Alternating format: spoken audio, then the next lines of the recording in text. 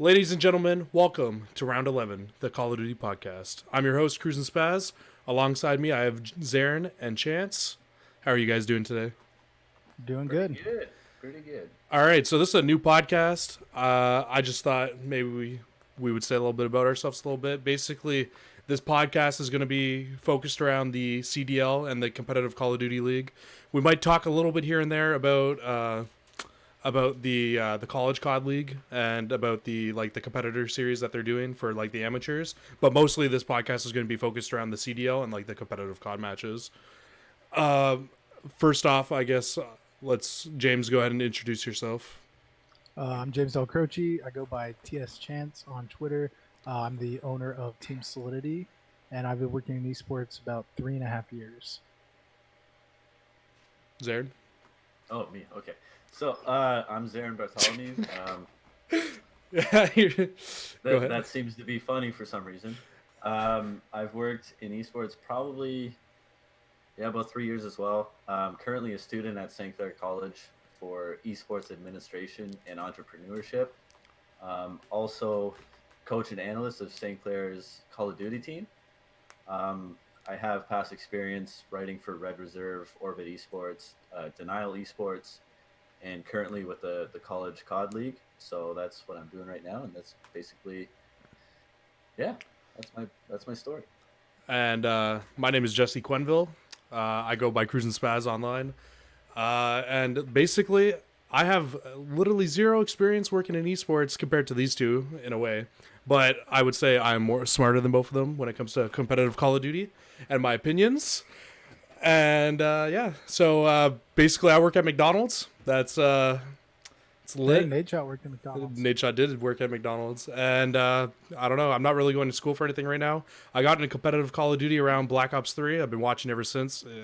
It hooked me, and it was probably the first thing ever in my life that I ever got like super into, like that, like really, really like interested me, and that's why I wanted to start a Black Ops 3 podcast. was the first one I really got into. Yeah, It was because not a bad game. Black Ops 3 was by far my favorite. Like, I can't even say it was my favorite competitive Call of Duty. I think IW was my favorite competitive Call of Duty to watch, but I think Black Ops 3 for sure definitely is up there for me. I watched some in Black Ops 2, but Yeah, I did. I'd never played video games growing up. So I watched it and I was kind of didn't get why it was such a big thing. And I remember I was up in like 2 o'clock in the morning, and I was on YouTube, and one of my recommended was the Call of Duty World League, and it was FaZe versus Optic. I had no clue what that meant, but I sat down and I ended up watching 6 hours of it, and that was in Black Ops 3, and I have not missed a match since then. That's crazy.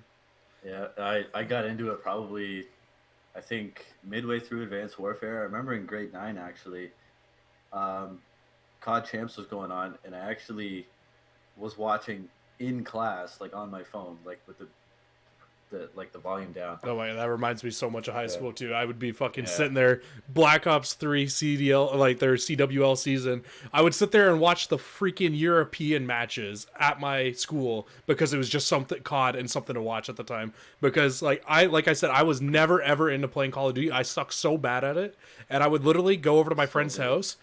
Yeah, okay, bud. You get dusted all the time. I don't even want to hear it, but I would go over to my friend's Aaron's house, and I plan to have him on the podcast at some point as well. But I would go over to his house, and like I would just absolutely get shit on. Like I would go like 1-24. Like I was hot garbage because my parents would never allow me to fucking play online. Like and so like once I finally got a taste of playing online, it was like it hooked me, right? So, and I would just like to point out that I haven't been in high school since 2013. That's crazy. I wasn't even in high school until 2014. Oh my god! All right, that's wild. I mean, it is wild actually, but I can't even tell you when I started high school. I don't remember. Like if I really thought about it, I could, but like, Long time ago. Yeah. So I mean, I guess we should get back on track now. So, what are your guys' thoughts on the CDL this year, like on the league? I like the idea of franchising, because anything that makes it more official and makes it more mainstream to where it eventually could be on TV. Which I don't know if Call of Duty will ever make it on TV because it's such a violent video game. But I like the idea that it's more structured, and it's going to be a little easier to follow and a little more rule set, so there's not roster changes every after every single event. Right. Something interesting actually to go off like what you just said. So about it being like too violent. I don't know if you like have been watching Hex's podcast still, but like on his, I don't remember if it was Clayster's podcast or the one that he just did with Envoy, but on the podcast they were talking about like how they should go and like make the games less like gun wise and make it more like, if they want to make it so that everybody can play it, make it more like paintball wise, like shit like that, but like still keep it Call of Duty, or like Right. even if you like make it like laser guns and shit like that, as opposed to it's like bullets and like gore and blood, and like it could be more like mainstream and be able to be used on TV and shit. Well, Kinda like- Go ahead. sorry, I was just gonna say like that's a problem with collegiate esports right now. Actually, like our school has a varsity Counter-Strike team, but a lot of American schools are hesitant to have those kind of programs and have those teams because of the violence in those games, like specifically CS and Call of Duty. Right. Which, in Like, my opinion, and- makes no sense for a college, because you're all adults there by the time you get to college, anyways. Yeah, So and you know what? I kind of understand it in high school, but again, at the same time, we're at the point now, like in college, where pretty much everybody's over 18, but still, again, mostly in the U.S., schools are scared to get those teams for some reason. I just don't understand. Yeah, it's just we've had so many like shootings and stuff and threats at schools that they need something to blame it on, and when they can't figure it out, they blame it on video games. they just say, well, this kid played Call of Duty, which is a violent video game, so there's your reason behind it. So they cut it Right, all off. and it's like they completely ignore like all the good like that video games have done. Oh, Like yeah. look at all the lives that have changed simply just because of Fortnite in Right. general, right? Like how many times do you think have you seen before a 13-year-old win $500,000 with his partner in a fucking duos event, right? Right. Like never before. So it's like, I don't know. I completely hate it. It's, and like we're gonna completely get on to like a tangent about this if we keep talking about this. So I mean, there, I'm gonna just cut that right there. And Well, like last thing I'll just say, I think it could have made it on TV, or could make it on TV, if it was kind of like IW, because it was kind of robots, almost 100 versus robots, 100%. and like laser guns. But and the stuff problem like is that. everybody who cried and whined about IW during the game. Well, right. But I think that IW was the best game that we've had in the last 4 years, especially competitively. But they definitely wouldn't air like World War II on TV. I wouldn't even want to watch World War II on TV. That game was so right, trash. but I mean, in the sense of nowadays, everyone like has. IW was worse. I'm sorry. Then World War II, Infinite Warfare was the worst Call of Duty ever made. I completely disagree. Not even close. Did you Not say- even close. so did you agree, James? No, I said I beg to differ. Yeah, no, I completely What's worse? I think World War II was definitely worse. I did not like Ghost at all. I also wasn't into Personally, COD I didn't during like Ghost. Advanced Warfare. That's the one. I didn't. Warfare? I also didn't play much Advanced Warfare, but I didn't play it because I didn't like the movement system in Advanced Warfare. That's the one thing I didn't. I think Black Ops 3 and IW had the best movement system in both in Agreed. CODs ever. But Wow. a lot of people Yeah. don't like the boost jumping, so I loved it. yeah, so did I. So like Hey. that's another problem. Sorry, I don't mean to cut you off, but that's another problem with COD 2. It's like they completely ditched their whole community and went from like their boots on the ground to 3 years in a row of doing the jetpack CODs, and they got me, who came into the scene and like came into watching COD and enjoying playing COD in like advanced movement games, and now we're probably never going to get another advanced movement game because of how much people hate it and because of how much hate that it got on it. Within the next 2 years, or I guess with 3 years from now, I think we'll have another jetpack. I think game, we'll just get. 'cause I think people we'll, are get bored. we'll get another 'Cause, one like, they want- eventually, but Yeah, they want boots on the ground and stuff, but But, eventually like, people are going to get bored. weirdly enough, I thought BO4 was like more advanced movement. Like it felt way faster than IW did, in my opinion, just because of how small the maps were. And The maps are small. so like I felt like that game was almost like, even though it was a boots on the ground game, I felt like that game was too fast for how it Right. was. And other than the ICR, And then we got a everyone's complete using the 180, and now we're soft playing the slowest Call of Duty of all time. So it's Yeah. like, okay, obviously not of all time, Ghost by far, but like I was just saying, But one of the one of the slower. And it's funny that it was both by Infinity Ward as well. right. Yeah, well, to argue that point, Advanced Warfare was, quote unquote revolutionary. Oh yeah, that was super fast. Yeah. Like that was an insanely fast game, and probably I would say one of the most entertaining to watch esports wise. Yeah, see, I didn't watch much esports then, I but like I've went back and watched it, and I agree it was very entertaining to watch. Those were great. Those were great times, and we saw so many good moments. Like it was that year was unbelievable. Can we all just agree on one thing? Yeah. Can we agree that Uplink was by far the best third game mode that COD has ever had? Yeah. I can agree with that. I can agree with that. I fucking miss. I'm sorry. I'm gonna swear a lot on this podcast. I don't even mean to. It's just how I talk. But like Uplink, by far my favorite. Like we're going back to Domination this year. Like, I'm sorry. What? Wake me up. I would rather watch CTF than Domination. Yeah, and they don't have I mean, they have CTF, but they're not. I don't know. And they're not using it. I don't know why. I don't know why they're not. Like, what's that map? The huge map. Plays S&D and it plays Ramaza as well. Ramaza? No. On MW? Yeah, it's huge. Like there's it's like that big broken area. It's got the depending on what side you are, it's got the trench on the right or left. Yeah. And the playground on the other side. I don't remember what the name of Saint is. It no, it's not Saint. It's yeah, we were trash. Yeah, no, I know which one you're talking about. It was one of the only maps in the beta. No, you got it in your notepad. I do. You guys can James, you played that map for 24 hours straight in the beta. I did. Yeah, I did a 24-hour stream. Just playing that map. And I only played that map, and I became a god at that. That's some dedication right there. Map. I was literally dropping 90 kills in Domination. I mean, I got it. What is it? Arklov Peak. Arklov Peak.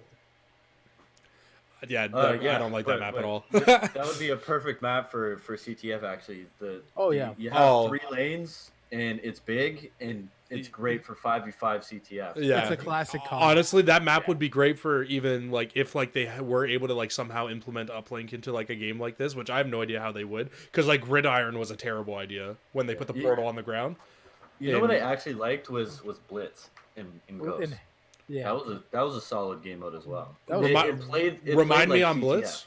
Is that when you had to score, like get the thing and score on your own side? No, so basically it plays exactly like CTF, right? But you just run through a point on the other team's side, so it's like taking the flag, except you score a point running through. Oh, like the point. Oh, interesting. So, yeah, it was a fun game to watch, and it played exactly like CTF because point and point, and you had to keep track of all the players, obviously. Yeah. Oh, I'm actually interested to know your guys' thoughts on this too. So, what are your guys' thoughts on 4v4 versus 5v5? I personally think it should go back to 4v4. I really don't like 5v5 at all. Like, I think if the maps stay the size they are, actually I take that back. If the maps were a little bigger, I'd be all for 5v5. Yeah, I feel the same way. But 4v4, like the maps aren't big enough. And it's like I get what they're going for, kind of like there's always action going on, right? But it's also kind of almost it takes away from the strategical side of it. I also feel like it's just run and gun, get first blood for sure, and then you've got the upper hand. I also feel like if they're going to expand the league at some point, you're going to not that they're going to run out of players, but you're going to run out of good players, like your superstars. Right. So it's like if you can go back to 4v4 and spread, but I doubt they'll do that for at least another year or two. It seems like Paris has already run out of superstar players. So. it's Toronto, like the list goes on. We signed 10 players, and it's not one of them is a superstar. But I mean, I guess you got Looney. Looney's good, but methods. But like, yeah, no, I don't know. But anyways, yeah, I think it always should have been 4v4. It never should have switched. Yeah. Black Ops 4, I think, actually would have been a better game 4v4. I completely agree as well. It just makes it was too many people on the map, especially for how sized the maps are. Like I hate like Hacienda. Like that's one of the biggest reasons why I don't like playing pubs either. Is I hate playing 6v6. Yeah, it really opens up the skill gap too, and we saw a lot of weird players join the pro scene, and just like you're like, who the hell is this guy? Yeah, for sure. That's just because they needed a fit. Yeah. Mm-hmm. Or a sub, like some of the subs last year in the league were like, "Who are you?" Granted, you did get some people, like Celium. Right, came but then again But though, those that guys was were rare. also like your up and comers though as well, right? So it's like, Well, right, that's what I'm saying. But like, and like I'm going Celium's been known in the scene for like 2 or 3 years now, right? Same with Simp, right, but right? he was open with FaZe Clan Black, and it kind of gave them Yeah, for sure. or Yeah, him an yeah. opening to get pro But the scene. thing is like you can have a great team of 4 or a mediocre team of 5 just because you have that 5th guy. Right. And how does that screw with the synergy? Just look at Optic last year. I mean, obviously they went through their whole crap in World War II. Yeah, no, I completely agree. We saw how a 5th guy kind of You know what's crazy? that team. You know what's crazy? I feel like if last year was 4v4 and Optic never broke up, I feel like that team would have actually ran that game last year. Formal, Scump, Karma, and Crim. Mm-hmm. Everybody on that team was absolutely disgusting minus Karma last year. Karma's stats last year were not that good. But at the same time, Karma's the dirty player, and we all know that, right? So like, we can't really shit on Karma. But they were still above. Right, and like we say they're not that good, and they got third at the last 2 events of the year, right? And we're saying they're not. The last event of the year. They also won the first one, because they got double rounded in Miami, right? So yeah, I went to that event and watched my favorite team get double rounded. Good times. That happened to be the very Love first to see one it. I went to. Yeah, I went and they got knocked out, or it was BO3. It was COD champs. the best part about that was I didn't even get to like meet Scump or any of them, like the guys that I went to go meet, because as soon as they got rounded, they just left and they didn't come back to the event. Like the worst part of that whole thing. But no, I'm glad that they changed the format this year back to like, because they were like talking about how it was just going to be league matches wherever they went somewhere, and like every team was going to play 1, maybe 2 matches if you went somewhere. And it was going to be like the home matches, right? I'm so glad that they changed it so that there's going to be 8 teams going to every event, and there's going to be like a tournament style. It's so much better. Like, I feel like going to one of those events, I would have been so disappointed if I went to that event to go watch like Chicago play because I want to meet Scump, right? Watch them play 1 match and then them never come back to the event again, right? Right. Because you know that's going to happen. Yeah, or if they were like, no offense, but if it was the Huntsman playing Paris Legion, it's kind of like, you kind of know the outcome of it already. There's not really an exciting factor to going there. Another good thing that like Hastro actually said as well that I like really picked up on was he said like he didn't really say it like this, but I'm gonna like kind of twist his words a little bit. So like we all know the team that's gonna bring in the most viewers is gonna be Chicago. That's like zero question. So when that team plays, and then they're done playing for the weekend, who's gonna watch? You're gonna have like 5,000, 10,000. That's not good for investors at all.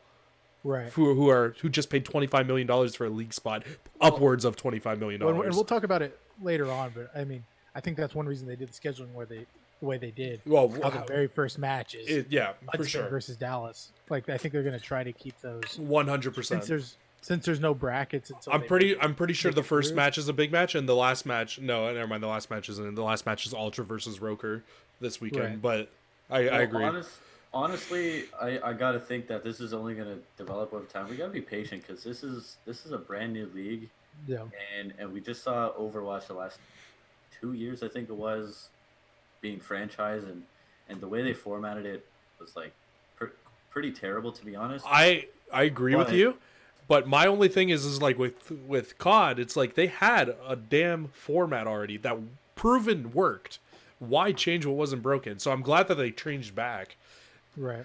Well, again, like to my point is that over time, like within the next couple of years, the plan is for these teams to grow a fan base in their local area. Right. So like they're hoping that, you know, instead of 1,000 people coming out to Toronto's first event, that in 2 years it's going to be 10,000 people. Right. Yeah, That's the plan. Like that's and so exactly. That's why they're doing this. That's exactly why they're doing it. I have actually something to go on that. So like on you saying like for Toronto example, like so me and Zarin are both from Toronto, and like I went to an AM event last year or the last 2 years in Toronto just because I wanted to go watch a Call of Duty event here, right? So like the fact that we're finally gonna have a major here is nice. Do we even count that as like the weekend events as a major? I guess so now. Like right. Yeah, so I guess everything's. But my only Toronto got a team. Right, but my only problem is too. It's like we're only going to have 8 teams at every major, right? So it's like next year they ought to expand like 16 so we can have all 16 teams and actually have majors every other weekend. I feel like that'd be a great thing for the scene, to be honest. I think the only reason they're doing 8 is because there'll still be the Because you'll have like 4 the left path out. Yeah, yeah, yeah. well that and there'll still be the path to pro, so they still have however many AM teams are going to be there. Right. They probably don't want to produce like the past CWL majors every single weekend. That's probably just either too much money. I or mean, just like too much of a hassle. I mean, like like how the event, like how it's scheduled right now. I mean, like as a fan, all I want is more Call of Duty, though. You know what I Yeah. mean? Right. So it's like if I'm getting a tournament every other weekend in Call of Duty, that like goes back to like the Gfinity days and like the like what was that one tournament that Optic always won in France? I forget what it was called, USWC or something like that. ESWC. That like those were like my favorite time where I would go on to Black Ops 3, I'd turn on my phone like at 6 a.m. in the morning just to watch an Optic match. Like, like you know what I mean? That's really sad. Yeah, thank you. But like that's because that's when I was literally just getting into the sport. Yeah, And- no, I know. That's all I did. I understand the passion, definitely. Yeah, I was an Optic fanboy when I- I first got in, but that's because, and I still, well, old Optic fanboy, and I was because obviously they were the most popular, and when I first started competing, they were the only ones people would talk about. I'm like, And they're well, the- I guess these are the best. Yeah, and you know what's hilarious too? It's like the first time I ever watched a Call of Duty thing was again at Aaron's house. He popped up and he showed me a video of Scump playing. Right? I thought Scump was the biggest loser. Like I was like, this guy looks like such a fucking dork. And then I watched him play COD, and I'm like, I need to be that good. You're like, this guy's what good. the actual fuck? Like, I'm sure a lot of people have felt like that though. Like it's kind of crazy because it's like a lot of like things. For example, for like I look at things and I'm like, the first time I see them, I'm like, oh yeah, like whatever. And then like you watch it like more, and then like you kind of get hooked on it. Like this is like obviously got nothing to do with this, but like Post Malone, for example, the first time I heard Post Malone, I didn't like him at all, and now he's like my favorite artist ever. So it's like it's crazy. Time.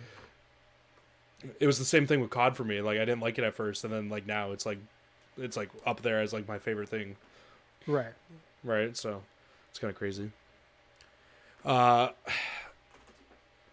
Should we even talk about the jerseys? Briefly. Not much. Did you see the jerseys, Zarin? Yeah. Where did creativity go? That's my question. How are you gonna have all 12 teams wear the exact same style jersey? Like, why don't they get to design their own jerseys and sell? Like, I get the league selling their jerseys. Like the NHL all design their own jerseys, and the league still sells the jerseys. Why can't they design their own jerseys? I think my theory is like, one, I get that they want kind of like the NBA and the NFL. They all want them to be basically the same. But I think when they own them and they design them and everything, they keep 100% of that money rather than say like with the old Optic, like that's Aaron true. Create, he designed it. And he would have to get a portion of every sale, right? And they don't want to give that up, right? I feel that too, but maybe hire somebody who could make them look a little different. Yeah, because it's hire Aaron Create. Aaron Create could have made fucking 12 different jerseys that looked fire and that were completely different, and all you would have to do is pay him once. Just give him one large sum of money, because you know they're gonna buy all his jerseys. Like, I don't know. Yeah. Like, did you see some of the fan made jerseys for like the Empire looked so sick, and then you have the actual Dallas Empire jerseys and they look like trash. Like all the jerseys look exactly the same. I won't buy a jersey at all this year, and like, I don't know. Like it's so frustrating to me as like a fan. Like, yeah, it's like you want something like that was one of the best things about esports, and like, and being on Team Solidity and everything, like. Everyone wants their jerseys to be unique. It helps them stand out. Right. Helps them kind of have that look. But when they're all the same, it's almost just not even worth it. No, for sure. Push the sale for them. Push for people to have them, because you're not really going to notice a difference. Zarin, I see you brewing over there. What do you got to say? Honestly, I don't have much of an opinion about this. Like, my thinking out of this is that there's going to be a lot of bootlegs that are going to be made. Oh, Yeah. yeah, People are for actually sure. going to make their own and sell them, and you know what? They'll sell probably better than the actual ones. Yeah, Yeah. because the jerseys they're gonna sell are gonna be $100. Right, and you know what's They're funny? gonna have Yeah, them no, sell. they were like $88 US before shipping inside the shop or something like that. Yeah. And I remember when jerseys were 50. yeah, and the sweaters. Well, yeah, but like you could still buy an Optic jersey last year for $50. Like I think I bought like the Legacy jersey for like 80 Oh, yeah. bucks or something like that. I Like don't maybe think even it was, less. Yeah, it was like 80 Canadian. Yeah, maybe. so- It yeah. was like 65 or 70 US. But yeah, no, like it's I don't know. I'm just so disappointed with it. Next It year, definitely feels they're like they're it was definitely bad. gonna learn from their mistake too. Like, which Right. which like again, like as Aaron was saying, like we need to give them time, but like that was just a bad idea. A lot of Yeah. and also like like speaking of like bad ideas, how the heck does IW like Infinity Ward like how do they not like the league is franchising? Why do you not give a damn about competitive Call of Duty at all this year? They always say they want to cater to the casual player, but it's like, But like which I get any other year, but the inaugural like $25 million season. plus a spot. right, you should have. One thing there's Claser not said was like there's not even league play in the game. right, and one thing Claser said, which makes sense too, was this game was made and developed before the league was announced. Which also does make sense, but like you got to think like once that league gets announced, your main focus for that last year that you have of the development cycle, you should be making a league play one because that's going to get more kids wanting to play that league play. You should make separate things like attainable only in league play because that's going to make those achievement hunters, as Hex always calls them, want to go and get those things. So it's like you see what's the word for it? Like you see like a camo or something, right? Like what's Right. the it's like a platinum camo. I forget what it's called, but like the camo that you can get Damascus. Damascus, right? That camo's sick, right? So a lot of people are going to try to get that camo. But what if you make an even cooler camo for like getting like to platinum in league play, right? It's like kids are going to go out there, they're going to play league play and try to get better and better and better, and then those same kids who are trying to do that are going to actually realize why we have like rule sets to Call of Duty and shit like that, and then guess what, you're going to have like a thing like CSGO in a way where people are getting on and they know what the heck they're playing, and like maybe you might not sell like as many games every year, which is what the problem would be, but it's like the game would just be so much more fun, like for me at least. Like I don't freaking like running into a 725 shotgun every time I turn around a corner. Like I don't know anybody who enjoys that. But if it's banned in league play, then you don't have to worry about it. Exactly. I think it's pretty ironic too because Infinite Warfare was actually I think great for competitive Call of Duty. That's the one thing I will admit. That's probably the only good thing about that game. And they didn't even have an actual league play either in that game. Well, yeah. But Like they had like their ranks. playlist, which was fun. And again, another thing they did that I think they should kind of work their way into Modern Warfare is they had a separate like link with game battles. Oh, And that Right. encouraged players to get into competitive Right. more so than just league play. right. Them And in even them if and you were World War already II. into competitive, it made it so much easier for you to just jump on and do it. You didn't have to go. It did find and it that, didn't. add Sometimes there everything. was some really bad problems with it, which is why I'm pretty sure they didn't continue to implement it But into the it game. was Right. it was still a great thought nonetheless. No, to it get was for sure. players into competitive. So Definitely. Also, like, isn't there like a really bad problem this year with like custom games, like and like the tick rate on them, and like, isn't that like a Yeah. big thing? I think they fixed it, but it definitely was for like the first few. Yeah, it months. was like you were getting like a 12 tick rate, and that's why none of your bullets were like connecting half the time. Yeah. I don't know. I've barely been playing Modern Warfare. Really, all I play is like the 2v2 mode because that's like the only thing I really have fun in that game besides like S&D. But I don't really have like a team to go on and grind S&D with. You know what I mean? So Yeah, I stopped playing it a little bit once my stats reset or your level resets, right. because it's like I grinded so much, got to max level, and then Yeah, we it both got just to 155, and then they were like, "Yeep." and then it just reset it, Yeah, and you don't get anything for being up there. yeah. So it's just kind of frustrating. I don't know. Like I feel like the devs need to do a better job with Call of Duty because it's like, or at least like you should be flying out the teams right now to have them testing your game that's coming out next year. Well, that's the thing they did, and then they didn't Oh, listen to any they of didn't listen to a thing. comp players. Why don't we have a mini map? I don't even get me started on that. But like, why don't we have a mini map, man? Like, and every comp player said we need a mini map. not even comp players, like content creators, like everybody. But I mean, specifically, every single comp player said we needed it. The worst And part they is it's in the didn't get it. game. You could turn it on, and they just choose not to. They choose to ignore everybody. Like, it's good. Right. Like, they'll have it on for competitive, which is why I was enjoying playing GBs when I did. Zarin, I feel like you keep wanting to say something. I keep cutting you off, but it's just, I don't know. It's just annoying. Yeah, again, I'd like. I think people complain way too much. I just think. Oh, I do. I think people expect way too much out of these Call of Duties and they always compare it to the old ones. But guess what? You're not going to get another Black Ops 2. You're not going to get another Modern Warfare 2. It's just not going to happen. Right. So to expect so much is just ridiculous to me, and that's why you can complain here and there, but I almost never rant on Twitter saying how shit the game is and this is wrong and this is wrong and this is wrong. I honestly I don't care. I expect little every single year, and I never get disappointed. I do the opposite. I expect a great game, and I get disappointed.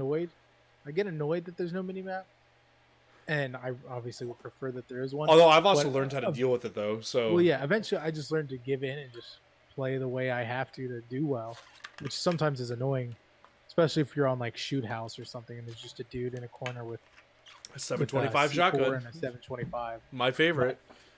We're in 2020 and people are still doing that like it's Modern Warfare 2.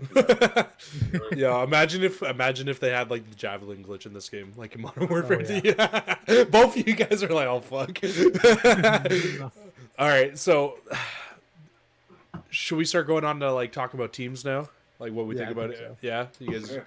All right, so let's we're gonna go in order of like the CDL Intel's power ranking from 12th to 1st. And then we can all give our opinions on what we think of, on like where we have each team slotted at. Okay. So at 12th they have Paris Legion. So like their starting lineup. Actually, I don't even know what their starting lineup is right now. More. The starting lineup. But they have. Oh, sorry. Do you want to say? Go ahead. Yeah. Where are they? Okay. Paris Legion. You got Brezzy, the Frenchman, Kismet, Phantoms, the two Americans, Zed, who's British. Right. Denz, Luca, and Shocks, who are all... Right. So who's their starters? The starters are Denz, Kismet, Phantoms, and Brezzy, I want to say. Mm-hmm. I'm not entirely sure on that, but that's I literally think that they could have picked up a sub from each team and had a better team than what they have currently. Yeah, well yeah. Denz was great in BO4. He was. He was, and Kismet is a really good player too. I think Kismet's great, but like, and Phantoms is also pretty good. But he's not even on the starting lineup, right? Yeah. Is he? Is Phantoms on the starting lineup? I don't remember. Phantoms is. Believe, yeah. So he just got Den's got put with. I don't know. And like, is Zed really going to be as good as Zed was all the time? I think he's going to be the best player on the team. I agree, but like, is he going to be able to win you matches? That's the question, right? Like, if Zed is your superstar, is he going to be able to win you matches? No, not by himself. And also, I know they all speak English except for Brezzy, but like, isn't that going to be like a barrier at all? Like, wouldn't you think? I think Brezzy speaks a little English. Well, I would hope he speaks some. I think he's fluent at like the call outs. Okay. But like other than that, he's. But yeah, I completely agree with them. I have them slotted at number 12. Not big fan of this team at all. Well, I look at it kind of like Minnesota. Like Josh is their coach. Is he? Yeah, that's actually funny too. Josh was a great player before. Kind of like Minnesota. Like you have Assault and Silly, and even God RX a little bit. But like if Assault or Silly don't have a good game, there's no one else on that team who's going to pull you out of it. Yeah, you're kind of relying on one player. I also have Paris at number 12. Yeah. Yeah, I don't know. Yeah. Just not a fan of the team. Like, they're number 12 on mine as well. You guys ready? You guys want to move on, or? I think they're going to be the first team to make a change. Actually, I agree. I could, yeah. Not necessarily trading a player or getting a new player, but like definitely a lineup change. Also, can we just take in that the old format would have had them going to Europe to play a match in for one. No. They were going to go to England, play a match, come back for a week, and then go to France and play a match and come back for a week. Yeah. Can we just take it how bad that would have been? Like, I completely understand why they changed it now. Number 11 on the CDL Intel Power Rankings is the Los Angeles Guerrillas, and wow. I actually also have them in 11th. Wow. I don't like Aches. Everybody, you know that I'm not a fan. Do you want me to say the lineup for this one? So we got Aches, Aqua, Decimate, Saints, Lacefield, Blast, and Ricky is there. I feel like Ricky's the coach, though. I don't know why he's on the active roster on the site that I'm looking at. I think he's the coach. He's the coach. Him and Bevels are the two coaches for that. It could be interesting though, because Blast is terrible at respawn, but he's great at S&D. So I wonder, because like they have said that you can sub players out for maps now. So I wonder if Blast gets subbed in for S&D. I could see it. I could definitely see that him coming in favor of Saints actually. Yeah. That would be the guy that I would pull. Maybe Aqua as well. Maybe Aches is irreplaceable. He's gonna play every single map of every single. 100%. Same with Decimate. Decimate's a great player. Yeah, and Lacefield hasn't had the. Lacefield is so up and down. Well, yeah, he's definitely best at respawn. Yeah, he's had a rough last couple of years, but he's also been on some pretty bad teams. But we saw how good he was with Aches on Cloud9 back in Black Ops 3. Let's not talk about that. I don't need to relive watching Formal lose that gunfight. I don't need to relive punching my freaking desk and watching that happen. I was standing up and shouting. I was so happy. Also, by far the best map on Black Ops 3, Stronghold. Oh my god. Don't even it was pretty good. That was a great map.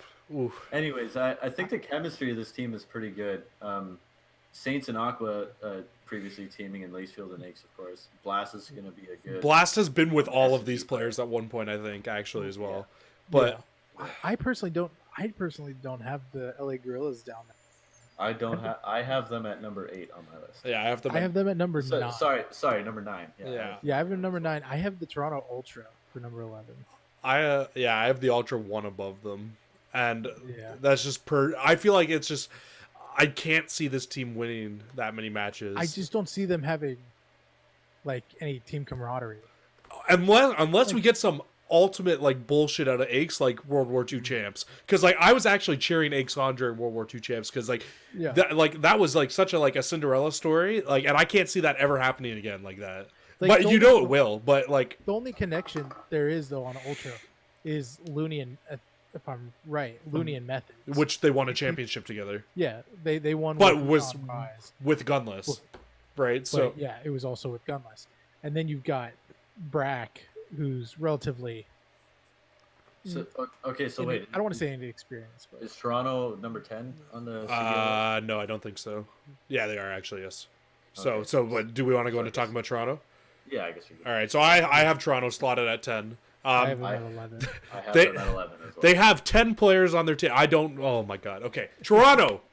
Bro, I am from Toronto. I want to cheer for your damn team. How do you sign... They're too nice. They can't turn people How do you sign 10 players and not one of them be a superstar? Okay? Like, Looney and Methods are good, yes. Classic was trash last year. Absolute garbage. Bance isn't in their starting lineup.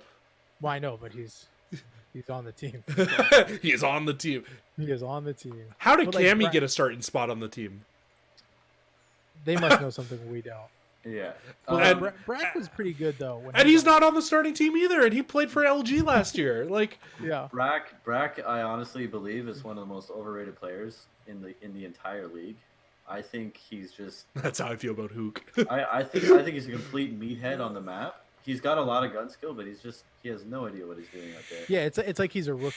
Yeah. Which he was. So he was, but even at this point. And I just need to finish this rant to Toronto. I'm sorry. All right. You paid $25 million for a league spot. How on earth? Why? Like, sign me. I literally could have gotten you a better team than this. Like, just play the players damn money, and you will get good players to play for your team.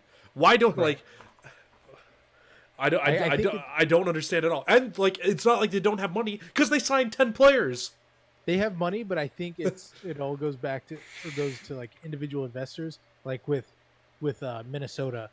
they have Gary V as like a big investor, but he could single-handedly They have cover. overactive media as the Well, right, but they could easily say they wanted a couple people off the Huntsman.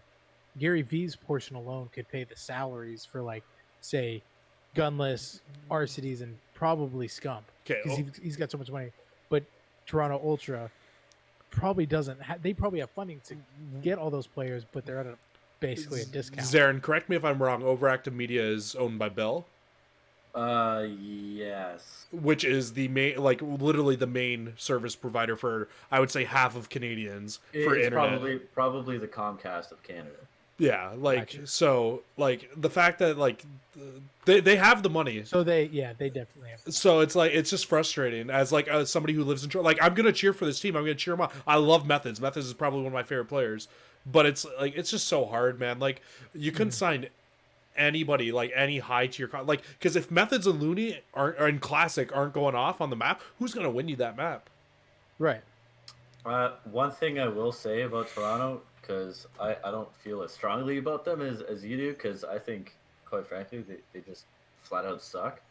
But one thing I will say, I'm going to say it right now, Kleenex is going to be one of the best signings in the league by the end of the year, and he'll be in the starting lineup. I hope so. Probably by the halfway. I don't know why he's not in the starting lineup right now. That, yeah. He's 18 or 19 years old, and he's He's nasty. he was one of the best players last year in the open bracket. You don't, not the best.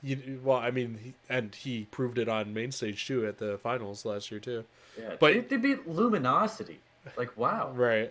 You know what was hilarious too was on the Clayster podcast with Hex was Hex was saying to Clay was imagine because like you can sub as many players out and in as you want per match. Imagine if you because they have 10 players if you had 5 that just focused on respawn and 5 that just focused on S&D. And I'm pretty sure they're not doing that. But imagine how cool of an idea that would have been. That would be wild. Oh, yeah. That would have been such a good idea because that team definitely would have been the best S&D team if all they're playing is S&D. Well, maybe not, but like they would have been up there for sure. I gotta think that you know they probably scrim each other all the time, starting lineup versus subs, and then maybe they mix it in every once in a while just to see who can maybe play a certain game mode better than another one. I wouldn't be surprised to see different players be subbed in even for domination, right? Instead of SD or hardpoint. Yeah, get hardcore slayers in. I wouldn't be surprised also if they what's it called? If like a month ago they set their roster and like that was it though. Like they haven't changed since then because like you got to imagine they weren't doing roster changes like 2 weeks ago. I was thinking that I don't know when or if. I mean, I imagine there is, but when roster lock is. I don't think there was a roster lock. Like you have your players and your substitutes, but I'm just saying like as a team, I'm not trying to switch out players 2 weeks before an event. Right. But I'm just saying they could have made a change 2 weeks ago or 3 weeks ago. Right, and we just don't know about it. Right. Are we good on Toronto, or do you guys have anything else you guys want to say? Yeah, I think we're good. All right, good. I'm done my rant. Number 9 on the CDL Intel list is the London Royal Ravens. I feel like that's a little low for them. Wow. I have them at 8. I have them at 7. I have them at number 3. Right. Okay. And I can see them being that good at some point in the year as well. I just think that they take a little bit longer to learn the games. A lot of them. So that's why I don't have them very high right now. But like number 9, bro, you got Scraps is disgusting. He is. I mean, like I said, I have them at number 8, but I think that's because they're one of those teams that have to be. Everyone has to be firing on all cylinders to stay up top. You don't have agree. You don't have the gunless and formal and Scump, to where if Scump slows down, someone can pick up the slack. I think they'll just have to all be at the top of their game. So here's their lineup, and they have them at number 9. Wuskins, Scraps, Dylan, Jerd, Rated. I think Wuskins is the weakest player on that team, and that's saying something because he's a good player. Also, Shawnee and Mad Cat as the substitute. Sorry. Yeah. Dylan was nasty at the end of last year. Dude, Dylan was the most feared sub in the game last year for the last 2 events. Maybe not. Simp was up there too, but like just really quick, my thoughts, and then you guys can say whatever. But this is the way it is. Okay. Oh. So Dylan, yeah, damn right. Dylan was the second best player in Black Ops 4 last year. Mm-hmm. Not even really that close. Him and Dashy maybe, but I don't think so. I think Dylan was number 2. Wuskin, I think he's right there with Brock. I think he's super overrated, and they just signed him because he's brothers with Scraps. Yep, I agree with that. Scraps is a great player, has a ton of talent, and has a good head on him. Jerd is European player to ever play. Jerd is very wishy-washy though at events. He shows up for some and doesn't show up for others. Yeah, but again, he's definitely the best European player to ever play though. Yeah, I agree with that. He's not going to be the in-game leader for them. I honestly expect that out of Rated, yeah. But Jerd is, because he's been playing so long. Like, he's been playing since Modern Warfare 3, I think. Right, and Rated is definitely a great main AR. Yeah, I think always. Jerd's going to be. Me personally, I think Jerd's going to be the most important player on that team. It's going to be his choice whether or not London's going to be number 3 or number 9. I agree. I kind of have the feeling. Oh, go ahead. No, go. You're good. I was just gonna say, I kind of have the feeling if they make some sort of roster change. I don't know why I think this. Maybe because of Mad Cat not doing anything last year. I feel like he's gonna kind of be the ringer of this team. Like if they make some sort of change, I think he's gonna kind of. You know what? Honestly, I feel like they might have him on the team and on the starting roster as kind of a scapegoat as well. Like if they do bad, they're like, yeah, it's all Wuskins. You know what I mean? Like, and like he'll take the blunt of that, and I feel like he really will. Because like on this site that I'm looking at right now, they have him listed as AR support, and like that's I don't even know, like the M4 is strong, so we'll see how he is with it. Right. I don't know. I look at this team and I see a very good team with the potential to be in the top 3 if they play to their potential, minus Wuskins, because like I just think Wuskins is overrated as well. I don't think he's nearly as good as Scraps, which is why Scraps got onto a pro team last year, like, or onto a really good. But also though, again, if you really think about it, like Reciprocities last year, like kind of came, they were good, and Wuskins was on that team. So right, yeah. I don't buy that Wuskin is. They were kind of carried by Dylan. Player. I think he's a good player, but I don't think he's a great player. Yeah, no, I completely agree with that. But like, I have them at 7, so I think 9 is like really low for them to be ranked. I had him at 8. I have them at number 3. Yeah, so. Yeah. So I'm glad we're all in agreement that they should be higher. This one really surprised me. On the CDL rankings, they have LA Optic at number 8, and I'm just looking at that team and the players that are on that team, and the fact that they have them at number 8 has me astonished. I know like they're going off of scrims, which is just the stupidest thing to do. Like there shouldn't even be a power rankings really out right now until after like the first like actual event. And that's as we're doing our power rankings. No, for sure. But I'm only like doing an official one. That's but like so TJ, Dashy, Kenny, Slasher, JCap. Worst player on that team is JCap. Also Gunjar and Chino. Right. Thank you for continuing that. But like JCap by far the worst player on that team. Chino. Oh wait, I guess Chino was in open bracket last year, wasn't? Or no, he was on Envy. Never mind, I take that back. Well, no, he was on G2 at the start of the year, and he didn't qualify for the league. Yeah, it was. But didn't he go to? I think he went to champs on not on Envy. I think he came through open bracket. Who is he on Envy? Is that in end of World War II? I don't. No, because that was TK. Yeah, it was TK. Yeah. I don't think he ever was. I don't think he was on Envy either. Not that I remember. I can look right now if you want. Or give me 1 second. I'll look it up really quick. I could have sworn he was on Envy at one point. He was from April 2018 to October 2018. He was on Envy. Okay. Right before maybe that was champs the year before, James. That was that was World War II. Yeah. I'm not gonna disagree with you, Jesse. I do think JCap out of the 5 or even the 7 is probably the worst out of them. But again with Jerd, similar to Jerd. He's like the pioneer, right? Yeah, JCap's been playing forever. He's gonna be the in-game leader. And you know what? He doesn't suck. He will not be the in-game leader. Yeah, he's not. Slasher will be the in-game leader.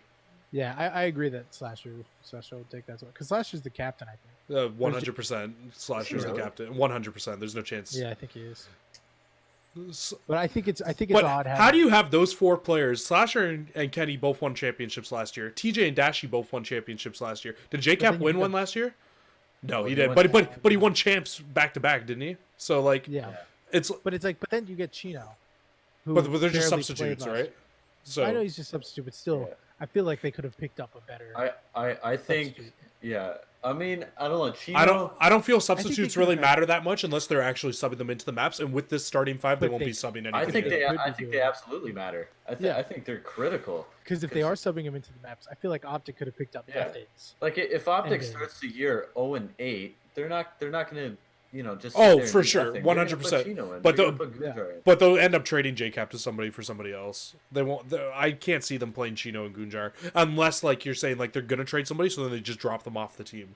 I honestly really like the Gunjar signing. This is a guy who's been screwed over for 3 years. I agree with that too.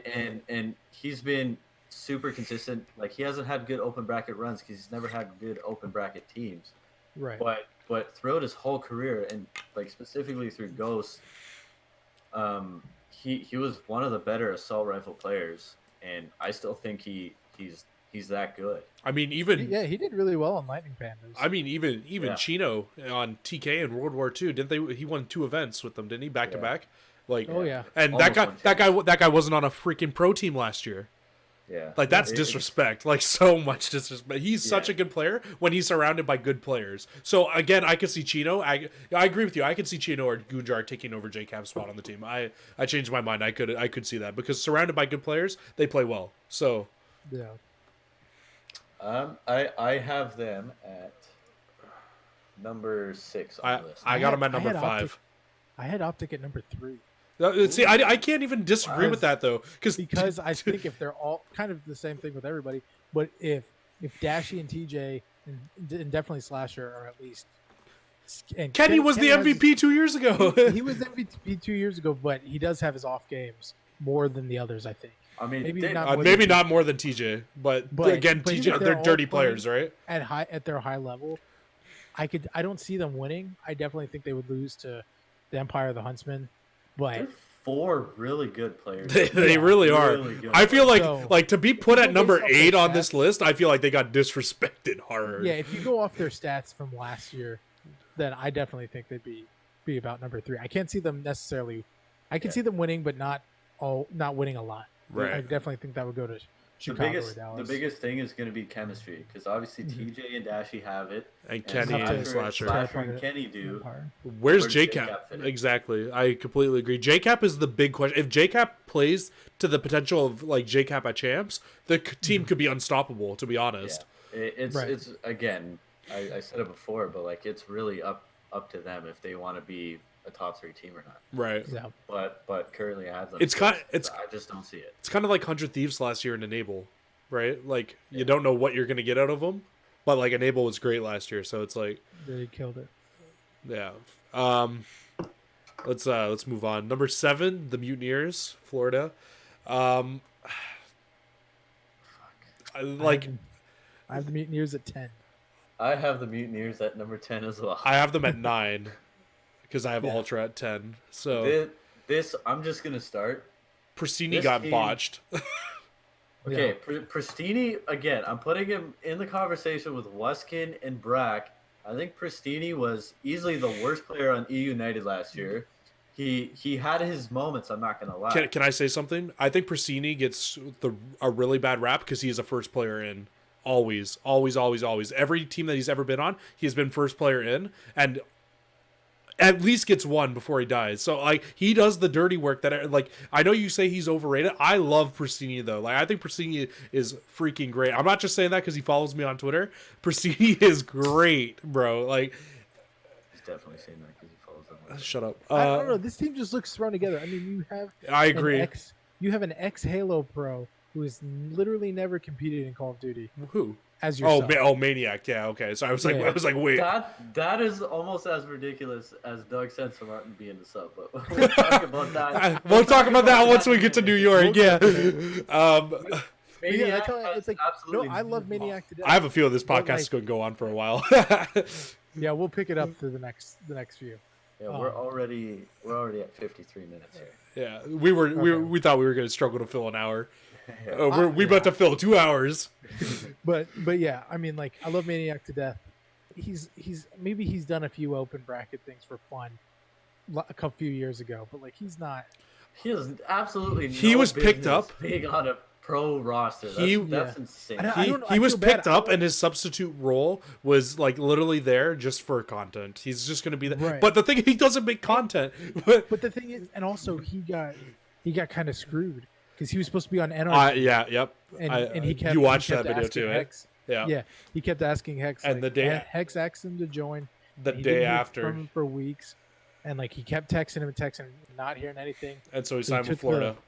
He signed with Florida, and then Hex texted him the next day and was like, "Hey, the spot's yours if you want it." It's like he kind of got. Got screwed. If I was him, I would have whipped my phone at the wall. Because who would you rather be with, Energy or the Mutineers? Right. Yeah. But granted, Maniac's, he's not to get more on the content side, but he's aware of how he is, and he kind of knew. No, for Hector sure. Hector told him like, "There's no not making content. If you don't, you're gone." Yeah. So I feel like he probably thought, well, Mutineers are new. It'll be a more relaxed environment. Maybe. I also find it quite funny that this is half of Gen G. And Florida waited 2 months after everyone else announced their roster, and they announced a shitty roster. Like, and it's process of elimination. I think Gen G was figure out who's on it. I think Gen G was good last year though. Like Havocs and Mox were good. Skies was a decent AR last year for sure. Frosty, I think Frosty, give him a year, he's gonna be one of the best players in the league. Yeah, I'm not gonna lie, like I'm a little bit biased. I don't like Gen G. I don't like how they handled the Spacely situation last year. Oh yeah, no, I didn't like that at all. Yeah, so I'm not a fan of them, so I will be a little bit biased in my ranking for Florida. But at the same time, I just look at this team and it's just where does everyone fit? I'm trying to. I think Frosty was the only sub from last year. Mox, Havoc, and Skies ran Maddox's, and Pristini also ran a Maddox. So like, well, Mox actually ran ACR. I actually think Pristini might be the main AR on this team. I can see that. Because he always talks about how he loves running main AR and never gets on a team to run main AR. I think he's the best player on this team going into. And I think they probably kind of built this team around. Although Skies was also a main AR last year, was he not? So. I thought he was an AR, but. I think he was a main AR before he went to LG. Oh, okay. Well, obviously, his role changed. So we'll see how his role changed. I haven't seen any Florida scrims, but we'll find out. I haven't either. Actually, sorry, to correct myself, he actually did run the main AR on LG because that's when Formal switched to Maddox. Oh, that's right. And and again, this is an AR heavy game, so don't be surprised. I could see them running 4 ARs. Yeah, I could see that for sure. But also, the MP5 lately apparently has been like talked about as super overpowered lately in the pro scene. So maybe not 4 ARs. You could see a lot more MP5s. To be honest, they've been running like 3 MP5s to 4 MP5s on certain maps. So it really depends on the team, to be honest, and the map. Yeah, that's fair. Like Arklov Peak, you're gonna run 4 ARs. I don't even think that's a pro map, is it? I don't think that's in the pro circuit. Oh no, it used to be. Yeah, I don't think it is now. Well, it still is for S&D, but again, that's is it? Got snipers. Yeah, it's just a long range. Okay, I don't recall, but it doesn't really matter. You guys have anything else you guys want to say about Florida? No. Yeah, like I said, Florida number 10 on my list. Yeah, number 9. So I agree. So number 6 on the CDL Intel list, we have the Seattle Surge. I'm very wishy-washy about this team. I have them at 4. I got them at 6 as well. I have Seattle at number 2. Oh, okay. So that's Karma, Enable, Octane, Slacked, and Apathy for anybody that's wondering. And they got Pander and Proto as their, but they're on loan right now. They're actually playing for a what's it called? Path to Pro team. So they're not even like technically like there to be their subs. The same with Goonjar as well for LA. So why do you have them at number 2? I'm actually interested. Well, it was kind of, it wasn't really that difficult to put them there. This is the oldest team on like by average age. I think it's like 24 and a half or something like that. Most experienced. 25. Octane is an absolute tank. He has been for 3-4 years. Agreed. Straight. Karma's disgusting. Apathy's nasty. Karma's Karma. I feel Karma's going to be more disgusting now that he's not playing on Optic. Well, yeah, and this is a game like just by looking at the game, you can tell this is a game he's going to be good at. Yeah, because it's more Yeah. Just the way smarts it plays. than Yeah. anything else. Slacked had his struggles last year, Slacked is a good but player though. but I think with this team especially, and Enable right beside him and that's the way it's going to be. Yeah. Pretty much every game they play. Well, I mean, Enable's they're gonna probably be a going to be a good duo. flex. Looking at this, Well, yeah, because I can't Yeah, see no. Apathy or Slack. Oh, maybe Slack could be a flex. Slack possibly. I know Karma's going to want to play a little bit slower this year. He wants an AR. 100%. Karma wants an AR in his hand. Him and Octane. Apathy, Apathy. I see running MP5. Oh, yeah. Apathy, No, no. quite. Apathy's always been a sub, right? So he's. Right. I can't see him being anything but a sub. I think Apathy is an amazing player late in the game, so I can't see them being that good early in the game. That's my Yeah. problem with them as well. Is I put them at 6 because I don't know. Like, yeah. this seems like a very late game team to me. I agree think with I that. think this. Yes, they're older, and they say as you get older, reaction time slows down or whatever. But They have the talent to keep it up. Yeah. I think eventually experience takes over your reaction. yeah, none of Because these guys you'll be have predicting shown, more. Yeah, Yeah, none of these that's guys have true. shown me that they've slowed down at all. Really, No, I mean, for sure. Maybe a little bit. Enable maybe a little bit, Right.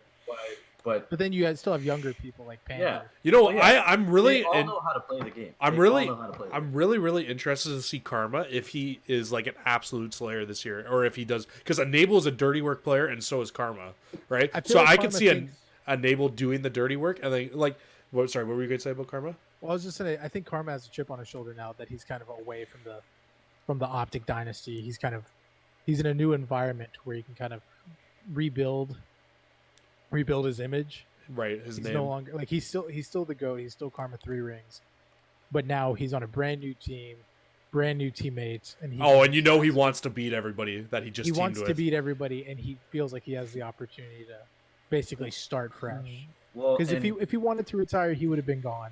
But I Right. think now he has that drive to be back And- on top. Right. and he's shown in the past like moving on to a new team has benefited him. Like I know you guys didn't really Yeah. watch much back in Black Ops 2, but when he left Frico Impact after how good they were, Mhm. and they kind of went to shit pretty quick. Yeah. Well, they. As soon as he went to Envy, there was instant success. Yeah. Right. Like it was so quick. That's how much he can impact He went to a team, Envy. especially if it's a new team. Yeah. I thought Yeah, that. from there. What did he? When did he join the Cole dynasty? So he was on Envy late Black Ops 2. That was after Champs. Right. Um, Because he won Black Ops 2 champs with Frico, right? Yeah, You're right. and so into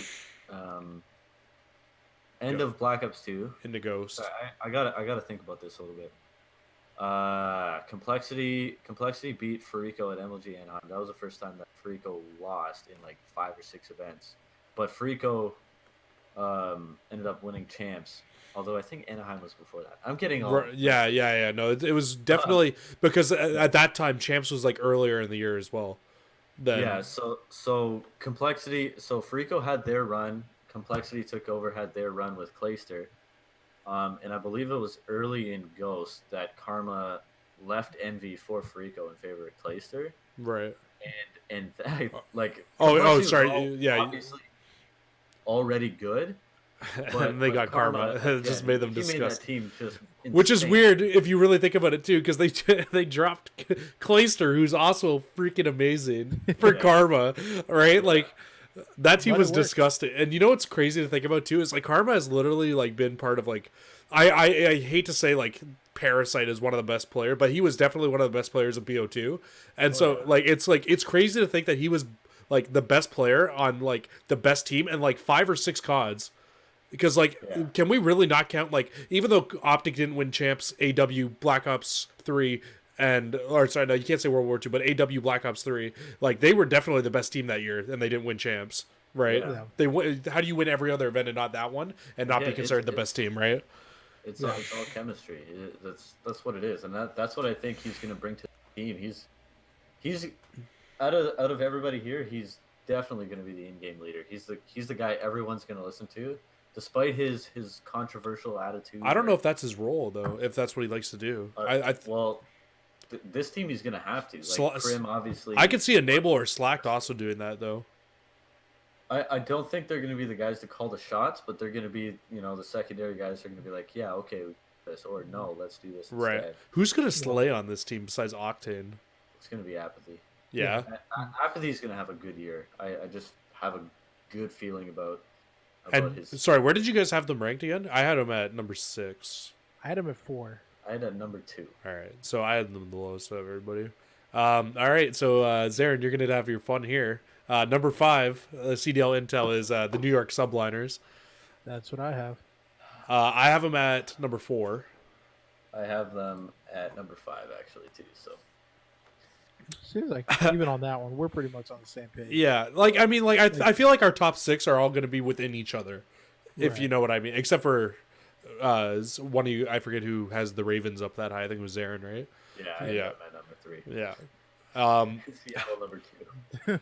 All right, so this team is Zuma, Temp, Accuracy, 0, Attach, and then you got Sensor and Happy as your subs. This is just a team of egos. This but is a not team even of friends. Well, it's a team of friends, but a team of egos, and not in the bad way.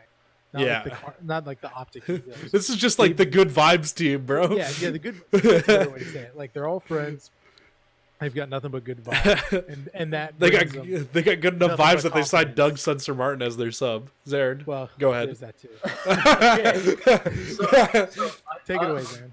I'll get the Doug in a minute, but one thing I just want to say: Accuracy.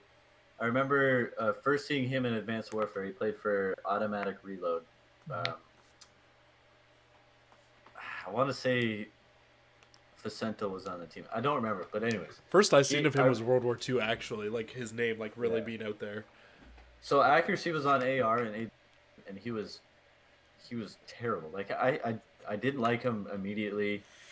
I thought he was completely useless. Black Ops 3, I don't think we saw much of him. He might have been on Splice at one point, I want to say.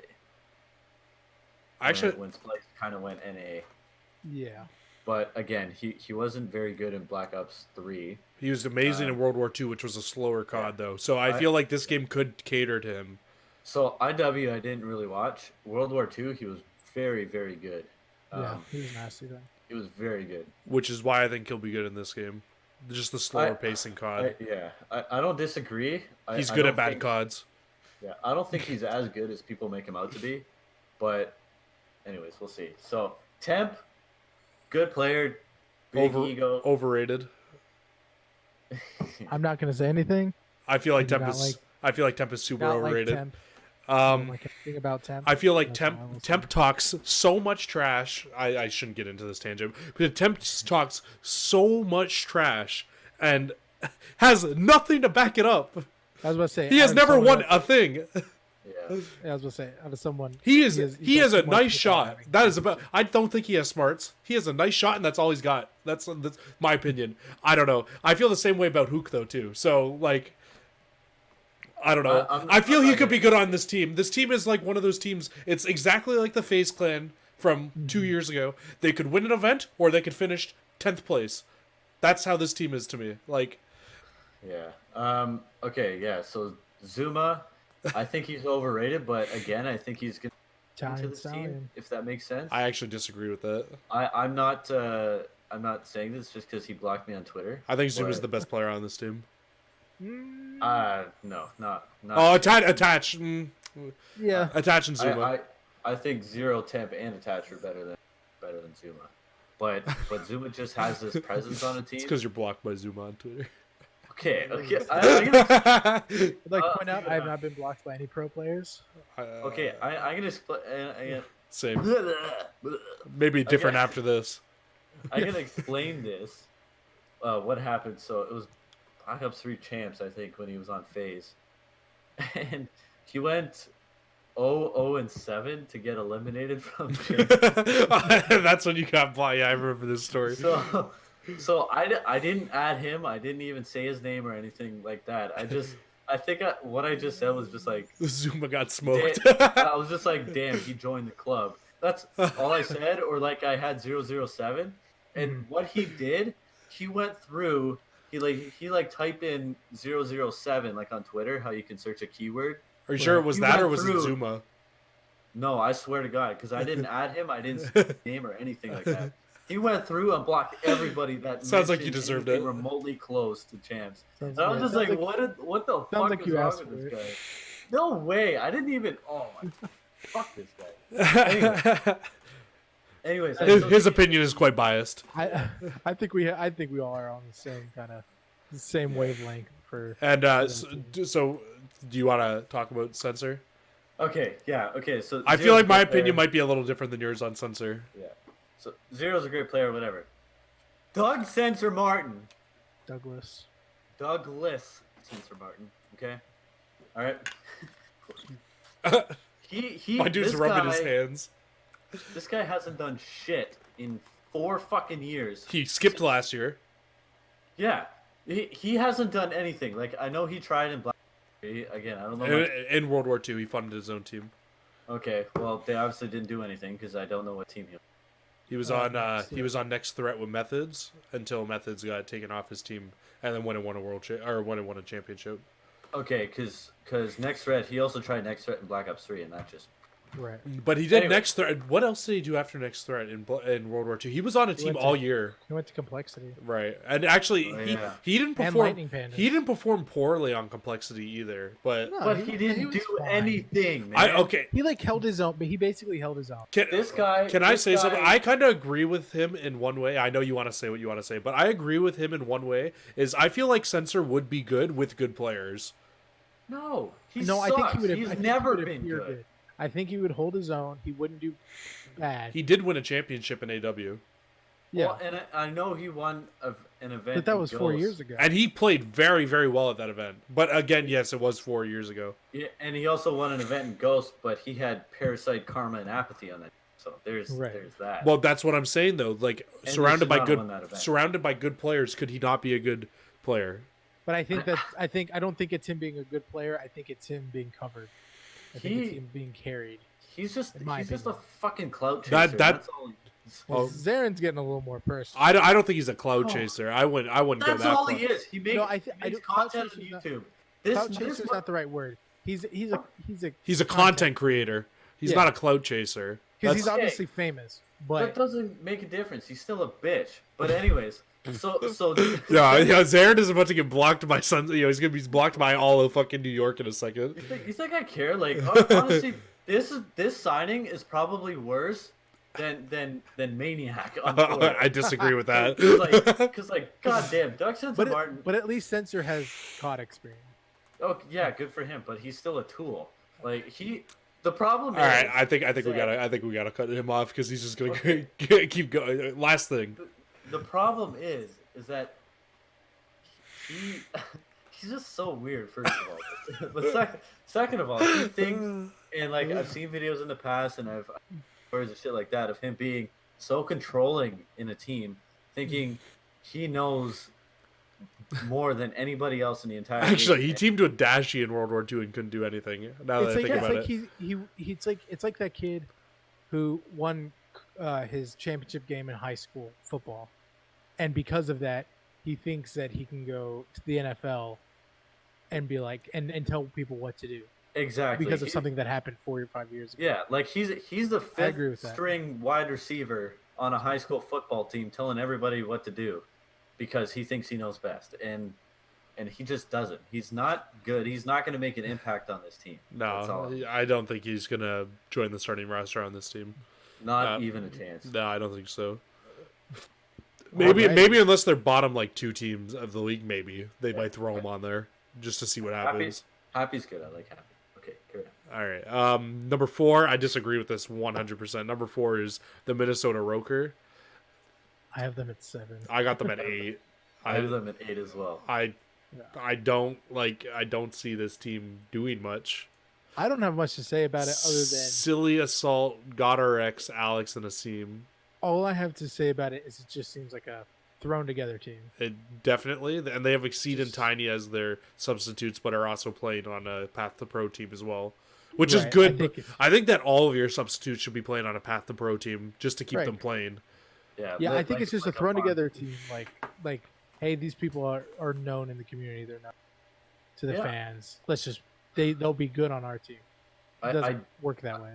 I really don't understand it because, as far as I know, I don't think anybody on this team has actually teamed together in the past. I think Assault Maybe and Assault Silly. and Silly and Assault, yeah. Yeah, But but other than that, I think Silly is a great player. oh yeah, but it's Um, one oh of yeah, those things. actually, yeah. They have Sorry. no superstars. no, Yeah, none. so Silly Well, and Assault did so, team on it. Un- Aches. unless Right. this team has some great chemistry that we don't know about, I can't see them doing very well. I mean, I don't it even think seems like they chemistry do. would carry them. I don't even think chemistry. Could Well, I carry mean, like if you honestly. look, well, I look at Midnight last year when they first entered the league. Like that team could have been disgusting if they didn't get like messed up by like ownership, right? So like, and that was all chemistry, They right? didn't redesign their logo. Redesigning. I could see chemistry being good with this team, but individual skill wise, I don't see them. I think Assam is really good too, though. Yeah. Oh, sorry, I see him. Assam. Yeah, chemistry's not. You're not going to beat the Huntsman or No, Dallas. not with off chemistry. No, definitely not. Literally, the Huntsman could have zero chemistry and hate each other, like Optic did, and still beat any team. That's so. true. I honestly, I don't have much to say. Same. I disagree with Thrown to- Fourth. Thrown together team. That's Yeah, that's all I have to just say. individual skill wise, I don't see them doing. All right, number 3 is the Chicago Huntsmen. Mm. I have them at number 2 on my list. I have them at number 2 as well. I have them at I have- number 4. You just hate Optic, so like I have Optic as number 3. like OGLA. Oh. Yeah, like Yeah, OGLA. Okay, so like, I feel like Zaren's opinion on this team is like a yawn for me because he hates Optic, so he's just gonna hate on this team. But so the team is Scump, Formal, Arcees, Envoy, and Gunless. They got General, probably the best 6-man in the league. I think so. Embos. Okay, we don't have to talk about Embos. He's not actually on the team. Like, I feel like he's a substitute. He's not gonna play. It's like Doug. Money B. He's not gonna play. Do not compare Embos to Doug. I just said in a way of he's not gonna play. And Sender is also don't even fucking compare him. All right, he's not gonna not play. in- I not could in the same category. Sender's the coach. Yes, I know. I was just they have him listed as a substitute on the roster for some reason. Oh gosh. Dumbass. But tell me I'm wrong. Okay, wait, Zaire. Tell me I'm wrong in a way that you don't hate. So hold up. And I would just like to point out if they have, unless we already went over this and I forgot, if they have Chicago Huntsmen as number 3, that means they have FaZe as top 2. I have phase number 1. Okay, But- we'll but- worry but- about that in a minute. Okay, we'll get. But I'm just making sure I didn't Yeah. hear it wrong. Yeah. Okay. So I put like my top 3. I have Empire, Chicago, and then FaZe. But so I think this team could be very good if egos don't clash. Mm-hmm. That's the big thing with this team. Gunless has the biggest ego in esports, in my opinion. I think Temps is bigger. But Temp can't back It's it up. pretty damn close. But Temp can't back it up. Gunless can back up his ego, Yeah. which makes his bigger. Right. Scump is a great player. He has not really shown it the last 2 years. Champs, he was amazing this year, though. Right. Bro, he dropped one of the best stats at Champs this year. Dude, that wasn't like Okay. like, you're an idiot cough. That was an actual cough. Okay. Formal is, you know what you're going to get from Formal, He's formal. right? Arcees is like, Formal and Arcees have always played each other, right? Which is like, Right. like been the rivalry. And now you got them on the same team, so it's like, wow, what the hell are they going to do together? Because that's going to be a disgusting AR combo. I feel like if they Yeah. can get everything working right together, and Envoy was disgusting last year too. By far the best player on Gen G last year. And so like I feel like if this team could get everything working together, they could definitely just go on another dynasty run, in all honesty. But like it's just, they gotta win. That's the thing, right? And like if they're not winning, they're gonna break up. Really, just looking at this roster, like this is a complete powerhouse. This might be probably the most stacked team. Why do you have them at number 4 then? Because there's better teams out there, and I don't agree. I give you my reasons for each team, but I think this is a complete powerhouse. They're gonna have an opportunity to dominate everybody. But I personally don't. I know I have them for number 2, but I honestly don't think there's a better team out there. I agree. Like, I don't think there's a better 5 players on a team. There's not a better 5 players. Dallas is obviously nasty, but once again, look at them individually. Which is, you know, what's actually kind of crazy though too. Like now that I'm looking at this roster, it's like when you look at like Optic, right back in the day, like the player that got all the hate was always Karma, right? If you really look at this team, if this team's not winning, who are they going to blame? It's going to be Envoy, 100%. Because he's never won a championship, so it's going to be Envoy that gets all the hate. So it's going to be interesting to see how he'll respond to that as well. But then Money B will come in.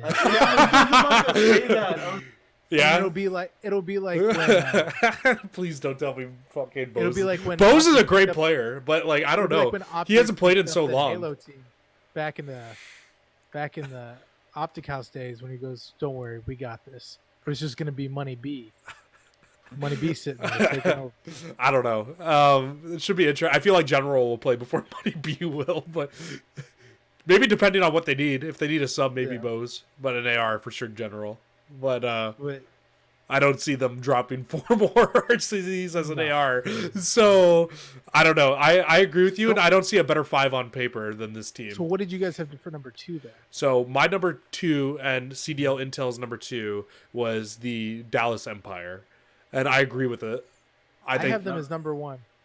I have them as number 1 as well. So if I have them as number 2, you want me to speak first then? So Clayster, Shotzi, Hook, Illy, Crim6. They got Tommy and Tish as their subs. Yeah. Very good team. Illy, unproven because he has not played on like a main stage. Right? But he's a good player. Right. Crim6, best player, like obviously the best player of all time, most championships, so we can't really say anything about that. Clayster is an amazing player too. Yeah, you can keep making that face all you want. He's better than Aches. I'm sorry. I think Clayster has the highest IQ. Crim6 for sure. I wasn't denying that. Okay, well I saw your face. You made it. Who do you? Okay, Karma. Him and Karma easily 1-2. You can't make a disagreement to that. Carry on. Okay. Clayster has the highest IQ on this team. Clayster is an amazing player. Shotzi should be interesting to see how he plays coming from Halo. He was a very good Halo player. That's a weird pickup, but we saw how successful Crim and Formal were when they came over. So. But we also saw how unsuccessful Frosty was, but he wasn't on a godlike team like this, right? Right. Hook is so overrated. He just drops numbers. All he does is run around on the map and kill things. So if that's what they're going to have him do and they can win championships with him doing that, all the power to them. But he has not won a championship because this guy is just an idiot on the map. All he does is run around and kill things. So we'll see what happens. I don't like Hook. I think he's super overrated. He just has gun skill. That's all I'm going to say about him. You guys can go ahead. I don't have much to say other than I have them as number 1, just mainly because of the Crim6 Clayster combo. But I don't know. I put him at number 3, actually. I just realized I have him at number 3. I don't see FaZe being up there. All right. They're just too inexperienced. Yeah. Selling him Simp, Abizi, and then you've got Zarin, where do you have FaZe? Maniac, but... Okay, so just real quick on Dallas. Yeah. This is a good, very, very good team. We'll see. Tommy's a great sub, one of the better subs out of any team. Clayster's 27 now, so that might be a little bit of concern. But he won the back-to-back tournaments last year too.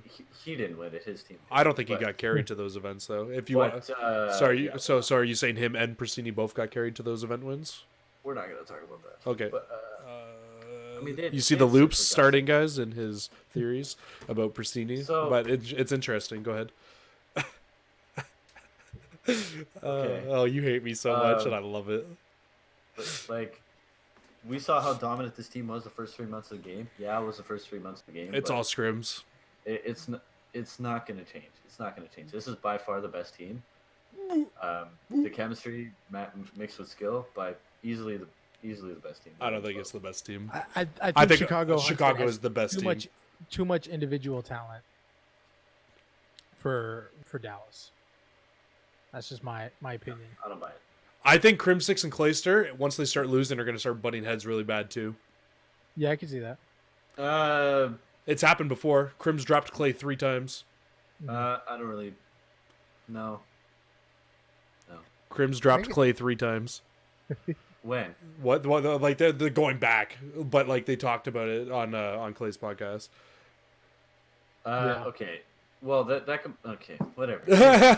Well then, I That's need not to gonna know. happen. Well then, I need to know what you guys think about FaZe. Okay, so Because phase I have is them at, I have them at 6. okay. I think you're crazy for that. I don't like Major Maniac on this team. That's my biggest problem with this team. I have FaZe at 7. Okay, well I have FaZe at number 1. They've been the best team in scrims by a long shot. I know that we don't want to talk about scrims, but if we're making a power rankings and we're going off the best teams that have been playing, they have been the best team in scrims by far. Well, then how are you gonna shit on me for Well, I'm not Dallas at number 1? I'm not shitting on you for putting Dallas in him. I didn't say that I was shitting on you for that. No. You're I'm just saying that I don't think that the Dallas Empire are going to be that good once the game. They're good early game. They were good like 2 months ago. How are they doing right now? How are they doing right now in scrims? Please answer. How much scrims have you been watching, Zarin? Yeah, how have you been watching fucking Atlanta scrims? I have actually, yes. Really? Yes. Really? And how much have you played Bro, this game? I don't play this game a lot. Oh, you see, they went 250, 240. That means they're number 1. Like, No, but no. Do you? They're blowing. No. They are blowing No. teams out in Hold up. scrims. I'm They not- they went on a they're they went on a map They're record sitting the there- other day where they went 55 matches, where they won 55 maps in a row, lost one, and then won another like 40 maps. Oh my god, who are they playing? Just like Team last year, just Solidity? like every year, just like every Call of Duty season. This is online. I feel like they have a You've very got- good chance to you've win the got- first event. You've got a bunch of young people. Obviously, Abizi has a little more experience. Abizi and Sim being in high, are being in higher disgusting. first-starting sim, being in like high pressure situations. But Priesta is never really. Priesta was great all year long last year. He was great, but he was never like a super standout I disagree. person. There was always people who kind of. I think he never was. bad. I think Priesta was, besides Octane, the best player on 100 Thieves last year. Oh, I could- Slasher had arguably an MVP year that year.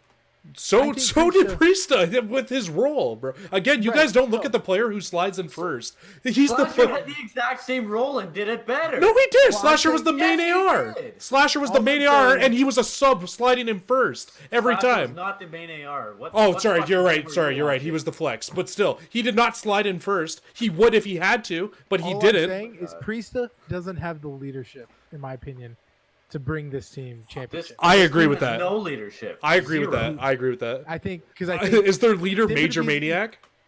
Besides Priesta, Simp and Rabizi have a little more experience. And in I feel like different Celium situations. has a lot to prove. He's Like- he's a lot to prove, and like being on the phase, going into the end of last year. My biggest issue with this team, though, is again, the leadership. I completely agree with that. I do have them at number 1 because I think they're going to win the first event. I don't think so. But that's why I have them at number 1. Abizi's 19, Simp is 18, Gravity's 18. Major Maniacs, I think, is 20. or Gravity's a 21. sub. I know, and that's crazy. And he's okay. That brings me to my next point. He's on their academy team. I think that's why he's a sub. Last year, none of them ran main AR, and that's going to be a huge problem because how is an aggressor like Who like do you think's Celium- going to play the main AR? My like- guess would be Celium. I like from Yeah. like I Simp's don't. definitely not going to be running that. No, Simp and Abizi will be the two subs, and maybe Abizi will switch to Priesta will be F4 here and flex. Priesta, I Major could s- Maniac yeah. are going to be the flex players. Oh, but But- so here's the thing though too. So right now, a lot of the pros are saying that this game is very like MP5 heavy. So if I could see a BZ Simp and Priesta running around with MP5s, I could definitely see them winning an event. I'm just saying. Just I don't think Priesta is going to be running it. Yeah, I can't. I can see him running an MP5 if the game is MP5 heavy. But the problem is that like I said, none of these guys like Celium, Major Maniac, and all ran Maddox's last year. How are they like? They're used to being a little more aggressive, not as aggressive as subs, of course, but like they're used to being aggressive. How is one of those three gonna adapt to playing a much slower role, holding spawns? No, I agree. That's taking long angles. Like it's gonna be really tough for them. apparently whatever they're doing is working, but again, it is just scrims, right? So Right. I think so it's what going do to you know? change once they get it to the first event. we'll see what happens. Honestly, I know I'm like very like was speaking very passionately about them, but like I agree with a lot of what you're saying. You guys are making good points. But, we'll see. They have been over the last 2 to 3 weeks, like almost a month now, been the best team like in scrims. But again, it is just scrims. So Right. I have them at number 1 because I feel like they really could win the first event. After that, who knows though? So I have them at 6. I think I have them a little low, but still. Yeah, I have them at 7. And again, might be a little low, but I just don't see how the roles of this team are going to be really defined and played well. I think it's all going to come down to experience. It's weird too. ESPN's roster, like their like power rankings, also has FaZe at number 1.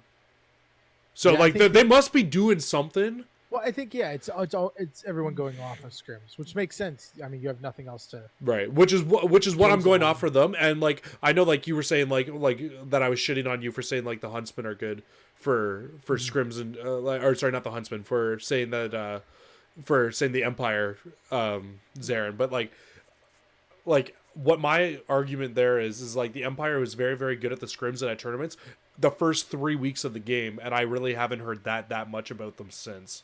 You know what I mean? Yeah, so, they kind of plateau. They kind of, which is the same thing with Krim every year too. He's really, really good early game, and he shits the bed at champs. Yeah, he's just a fast learner. Same with like Apathy. Apathy's the opposite, isn't he? Well, as far as learning the game, Krim and Apathy, they always learn it super fast, usually before everyone else. Same with Scump and Formal, right? Right. But yes, then so Krim looks like the best player, but then people catch up to him. He doesn't really advance anymore. Yeah. And Apathy learns all the stuff like snaking. He learns all those things like kind of S&D players do. Yeah, later in the game. But then he usually picks up the strats and the actual meta near the end. Mm-hmm. So that's all I have to say about that. So it's number 6. Yeah. So I mean, if we're basically almost done then, in all honesty, we just kind of got to go over our picks for this first weekend matches, which I'm super excited about. COD is back. I know we've been arguing, but I love both of you guys, and I'm actually so excited to watch COD that again. Makes one of us.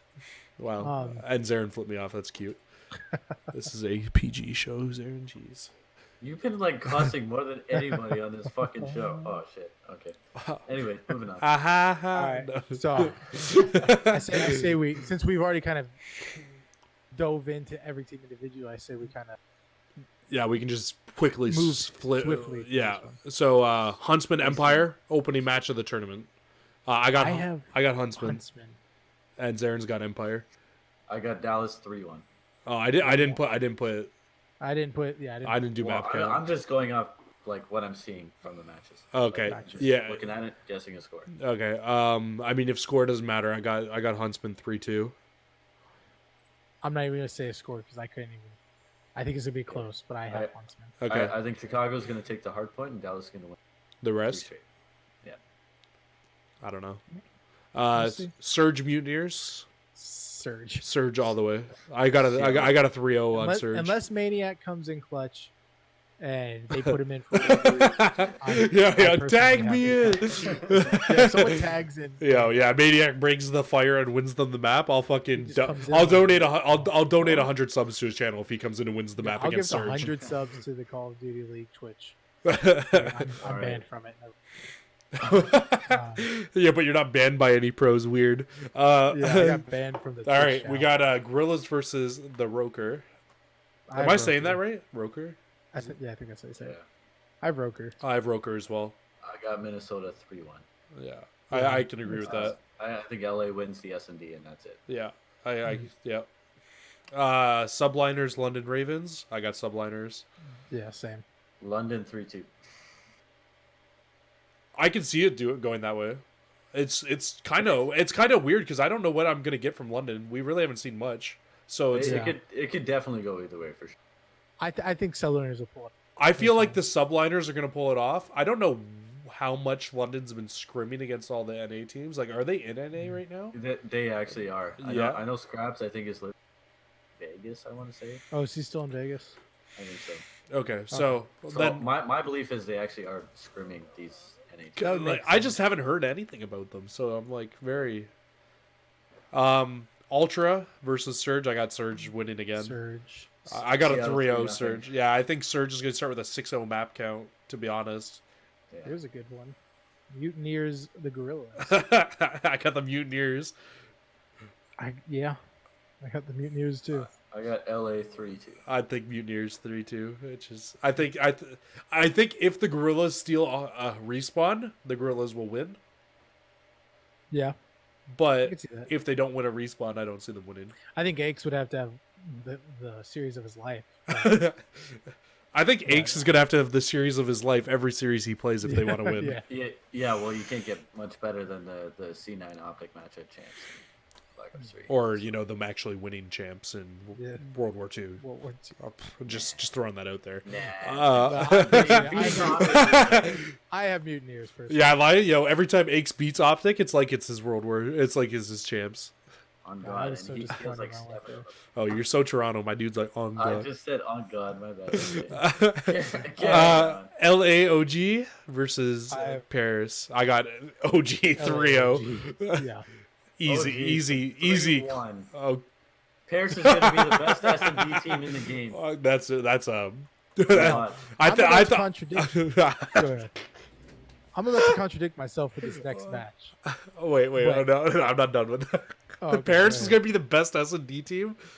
Watch. Do you want to back that? Are you being sarcastic, or do you want to back that up? I'm backing that shit up. I'll buy you a case of Coors Banquet if you're right. All right. I you got think- yourself I think I think the Empire will be a better S&D team than Paris is going to go undefeated in S&D. You're actually You mental. really don't want some Coors Banquet, do you? You're digging a hole that you can't get out No, of bro, right I'm telling you. It's straight facts. now. FaZe and Empire. I'm contradicting myself. You picked I think FaZe. Yeah, I picked FaZe. I picked FaZe as well. I think FaZe 3-2. I think FaZe is just going to outgun Dallas. That's Dallas. my opinion. But you have them at number 8 and Number 6. or sorry, But I number think- 6 and but I think Empire between at number these 2, two don't you? Empire of Empire numbers 1. Boy, Dallas. boy. But hold on. My theory is Atlanta FaZe is going to come out one with more to prove or feel like they have more to prove, and they're just going to run and gun the whole series. And Dallas isn't. You know what's crazy? So, Zarin, you know how I was laughing earlier when I was making my predictions before we started, and I said like you were like gonna disagree with me. Take in James, because you're the same way now. Take in that we have Empire, who we have at number. I have number 3. You have number 1, going 0-2 their first weekend. Yeah, I have them going 2-0. I have them going 0-2. But James, just take that in. Did you even realize that? 3-1. Isn't that Yeah. crazy? Because I think they're a very good team, but they have 2 very tough matches as their first 2 Hey. matches. Atlanta's going to win the S&D, but Dallas is better in respawn. I think if Dallas wins, it's going to be because it's going to be a late series win. They don't scrim very much S&D. I wonder how insane Simp is with the sniper in this game, because you can't really do as much with it in this game as you could in games past. Yeah. Right? I feel Like like the this is scope pretty in isn't as fast, you know what I mean? So Mhm. I don't know. It should be interesting. Paris Ravens, I got Ravens 3-0. I don't think Paris is going to win very much at all. They're basically like your Australian team from years past. Yeah, I've got Ravens. I got London 3-1 because Paris is going undefeated in S&D. Zarek, you just smack yourself on the forehead for me, please? Just No, like bro. You watch this all weekend, man. This will be a good one. All right. Huntsman S&D. versus Optic. Huntsman Optic. I got Huntsman winning, like 3-1 probably. Chicago 3-2. Yeah, I think Huntsman. I think it's going to be a good match, but I think Huntsman. Yeah, I agree. It will be a good match because I think that I'm going to like rant on this again. I think that 8 is way too low for Optic Gaming and the amount of talent on this team. Mm-hmm. Next, Subliners FaZe. I got FaZe winning that match, like 3-1. Zarin, why don't you go? This one's tough. I mean, maybe if they tag Doug in, you know. Yeah. I have Subliners. I'm gonna Really? go with Atlanta. So you took FaZe against Dallas and Subliners against FaZe. That's very interesting. Yeah. I'm interested to see how that works out for you. My only reasoning is it's a double-edged sword. I think Atlanta's gonna run and gun. I don't know. I feel like I'm about to go undefeated. I feel like you guys are gonna get smoked in What? this pick pool. I'm just saying. I think with Zuma and Attack, Oh, that's true. Maybe Yeah. they could keep up with the gunning. Right, they can keep up Maybe. with the young guys rather than You put a lot of thought into this. I like that. rather than Krim and Clayster trying to keep up with the young gunners. I think it'll be Zuma and Attach who are going to be able to do it better. That's not their job though. Like It's not their job. No. It's not their job, I'm talking about Clay Grim. They don't need to keep up. No. I know that. Shotzi and Hugh are gonna be the guys. That's true. But they're not going to be able to. I mean, you don't know that. I don't know that for sure. I know but that. I don't think they're going to be able to keep up, and so it's going to take everybody to do it. And I don't think. And I when feel everyone's like- involved. I don't think Clayster and Krim can do that. I feel like Hook can definitely outgun Simp. Like I know I don't like Hook, but he has raw talent, and we can't disagree with that. I feel like he can definitely outgun Simp and Abizi, right? Like they both like it's gonna go either way for sure. But I don't. Yeah. We'll see. And then last one, Roker versus Toronto. I'm sorry, Toronto boys. I took the Roker. Like I just don't think Toronto has a good team, man. Like I got Roker too. I got upset. Toronto 3-2. Jeez, somebody had to call it upset today. Yeah. I mean, the fact Call that it you upset. the fact that you think that what's it? Paris is going to be the best Paris, S&D team. Undefeated SMD. 2-0 in S&D this week. That should be interesting to see. Guarantee it. Besides that, honestly, we don't really got much more to go. We've got an hour and 40 minutes. Okay, So wait, I want one more question. Okay. From me. Guarantee of the weekend. guarantee of the weekend. It doesn't matter. Like it could be a matchup. It could be a player drops this many kills or whatever. It could be Doug's anything about my guarantee of the weekend is Doug Spencer Martin does not play a map. I would like to make a guarantee that Maniac does not play that. You guys suck. No, I'm just kidding. alright? I'm just kidding. Um, Okay. What do you think, Zarin? yeah. I'm gonna stick with my Paris one. 2-0 in S&D. Okay. Guarantee of the week. Okay. So they're just gonna win 2 S&D maps, and that's all they're gonna win. Yep. Okay. James, I guarantee. your Yeah. face makes me. I'm so glad you can't see my face because we would have been laughing this entire podcast. I can't see anybody's face. My screen's covered. I guarantee that Optic's gonna get second. Well, I mean, I it's think not. that- It's not a tournament style No, this I know, weekend. but I It's mean- just round robin this weekend, isn't it? Yeah. So how to like they finish Well, 2-0? Yeah, like they have the second best Oh, standing. okay. Right. It's very possible. Like they're not gonna get 2-0. Or that's what I'm saying. Okay. They're not gonna or go 0-2. My I think guarantee. they're gonna be surprising. All right. This is so hard. I also My Paris Legion will not guarantee this. My guarantee this weekend is FaZe will prove you both wrong. Is my guarantee of the weekend. Well, we'll see. We'll see for sure. You guys have any other comments you guys want to make on the podcast? No, I think I think we covered basically everything. Yeah, I think I got my I'm all just my anger. Do I hit him with the nade shot, the see you fudging later, or like I'm super excited. I'm just super excited to watch it. I'm Yeah. Personally, I I just don't even kind of care. Who I'm wins. super excited. I'm a Huntsman fan, but Oh yeah, I didn't even say. So my team that I'm gonna cheer for this year, I really want to cheer for Optic, but I can't because the Slasher's on that team. So I gotta go where the heart is, and we all know I'm cheering for the damn Huntsman. Let's be honest. yeah, there's no surprise there. Zarin, Gotta go with the hometown team here. I don't really have much faith in them, but I love the players on the team. I would except for love Brack. for them to win as well, Yeah, I love everybody on that team except for Brack. except for all 9 of them, but Bragg. Straight up, but again, I don't have much Poor faith, Bragg. but He's about to get. So many pros are about to block you if they see the. I really don't care. Like, I'm personally only with the Mutineers if they put Maniac in. I agree with that for sure. I definitely could cheer for But the Mutineers If they have. don't sub Havoc for Maniac, I have to go with the Huntsman. All right, if we don't end this, we're gonna go all day. So thank you guys for watching right. the first episode of Round 11. You guys have any final things you guys want to say, guys? No. All right, I think we're good. all right. YouTube, we'll see you fudging later.